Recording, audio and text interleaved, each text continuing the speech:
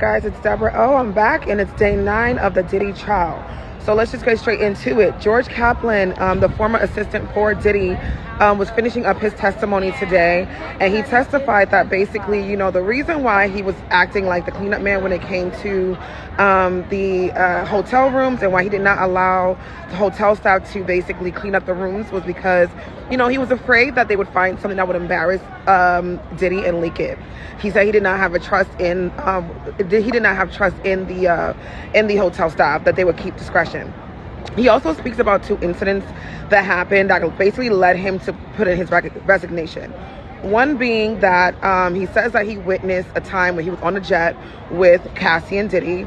He says that he heard glass breaking. He turns around. He sees Diddy basically holding a glass and standing over Cassie, and Cassie trying to shield herself. And looking in the motion of him trying to almost throw it at her. And he says allegedly that Cassie says to the people on the plane, "Is anybody seeing this?" He says another incident happened where he saw what he thought were decorative apples, Diddy throwing what he thought was decorative apples at Gina. And this is the first time we hear the mention of, Diddy having violence towards Gina. He also mentioned that this is the reason why he ended up calling KK and basically putting in his resignation, saying that he could no longer basically withstand the injustices and violence that he admits that he's never seen Diddy's old security, which is with D-Rock and that crew, ever holding or handling firearms. He says he's never seen Diddy handle a firearm, but he says his new security, when he had them, they would have firearms. He admitted to also staying in touch with Diddy after he quit throughout the years, even as far as sending a text message of condolence about Kim Porter's passing. He basically sends a heartfelt message and then ends it with "love you." So it just shows the affinity and the respect that this man still has for Diddy. He also mentions that basically he did not want to be here today. He did not want to testify. He adamantly said that he did not want to be here. And that basically, low-key, he was forced to be here because of the subpoena. So we kind of ended his testimony with that. And then the big witness that everybody wanted to hear from, Kid Cudi. Cudi takes the stand, and basically he testifies about knowing Cassie for some years before they started dating, but they officially started to date in approximately 2011. He basically says that, he was under the impression that her and Cassie and Diddy were no longer dealing with each other and that they were free to date. It wasn't until December 2011 he receives a frantic call from Cassie, basically telling him that, Diddy found out about them, that he knows that they were dating, and that, she needed him to pick her up. She was afraid that that Diddy would come to his house because apparently Diddy had asked for his address and Cassie gave it to him. So basically he ends up going to pick up Cassie, picks her up and takes her to the Sunset Marquis in Los Angeles. Later that evening, he receives a phone call from Capricorn where she tells him that they are at his home. She says that basically she was allegedly forced by Diddy and another affiliate to come with them to Cudi's house. This is what prompts Kid Cudi to leave the hotel to go basically race to his home. He says when he gets there, Diddy is not at his house, but he noticed a few things, off. He says that his camera was not pointing in the right direction as it was before he left his home. He also says that he had gifts on the table that were opened, as well as his dog. He said he came home and his dog was locked in the bathroom. He says that normally he just lets his dog roam around, and after the incident, his dog has been acting jittery and basically anxious. So we don't know what was done to the dog, but he says that he basically implies that there was something done to his dog. He also testifies that basically when the whole situation happened with the home incident, he was ready to fight. He was like, "Listen, I'm waiting for Diddy. I want to fight." But then he thought about it and was like, "You know what? This man is clearly crazy." Cassie sounded, again, super shook, super scared of him as well. Capricorn also calls him super shook, super scared as well. So he's like, "You know what?" He came to his senses and said he'll just call the police, and he filed a police report. He then admits a few days after that, which is around December 25th, he decides to go to Cassie's family's house in Connecticut, and he kind of spent the holidays with them there.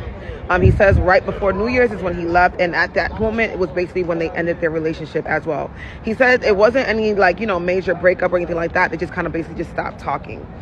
He then says, that basically Diddy was still trying to contact him throughout that time, but he said he was unwilling to talk because he crossed the line. Like basically you broke into my house, you messed with my dog, you did too much. So then he also testifies about the infamous car explosion rumor that we've all been hearing about.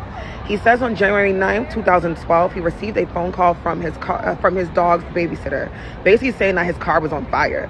At this moment, he was at his ex-girlfriend's sister's house about 45 minutes away. So, he, like anybody would, he, races over to his house, but he asked his friend to take photos of his car until he gets there. So basically what we saw the photo evidence of the car damage.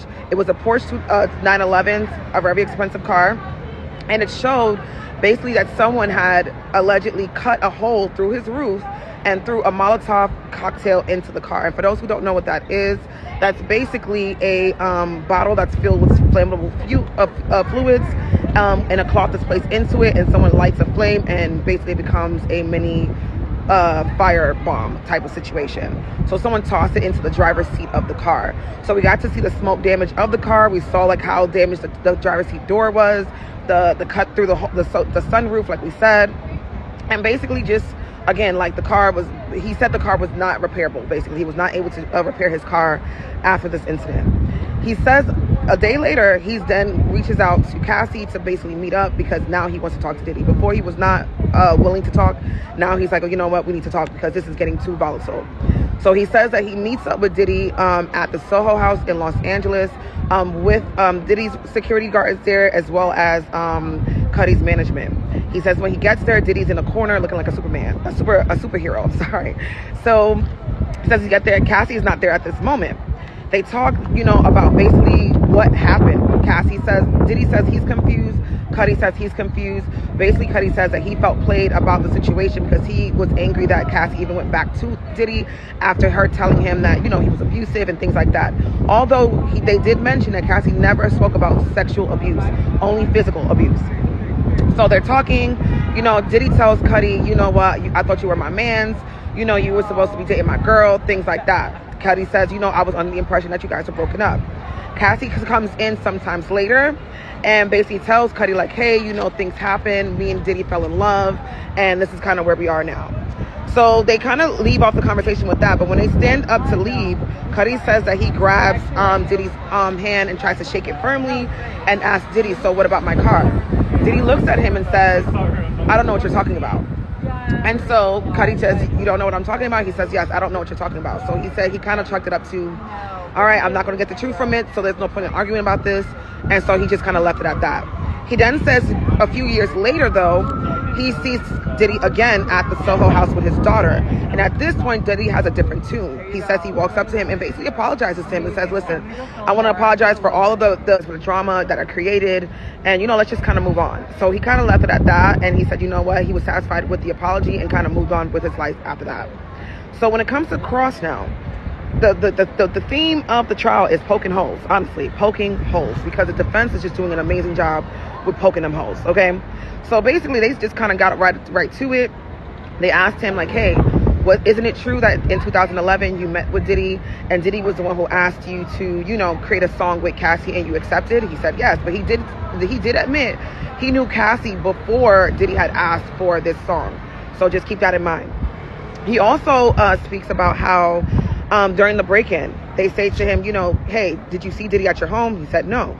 He said, did you see any guns or anything like that? He said no. He said, was there anything broken, taken? He said no, outside of just the camera and the dog and the open gifts. He was like, there was nothing else that was out of the ordinary. He also admits on Cross that when it came to the home break-in, he feels as though he may have left his door unlocked because there was no forced entry reported. He also speaks to the car incident, and again, he admits there's no eyewitnesses. There's nothing really directly linking Diddy to this car incident. And before being objected, the defense did kind of leak in, isn't it true that there was female DNA that was found when there was an investigation done? But I guess that was objected, so he basically said, like, I don't know.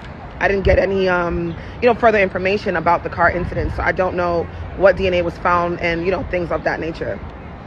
He also says that Diddy was calm during the Soho House meeting, that he did not act any, out of the blue, but he said it was very alarming that he was this calm, and also mentions that Diddy had asked him twice if he wanted to drink some water, but he declined to drink the water.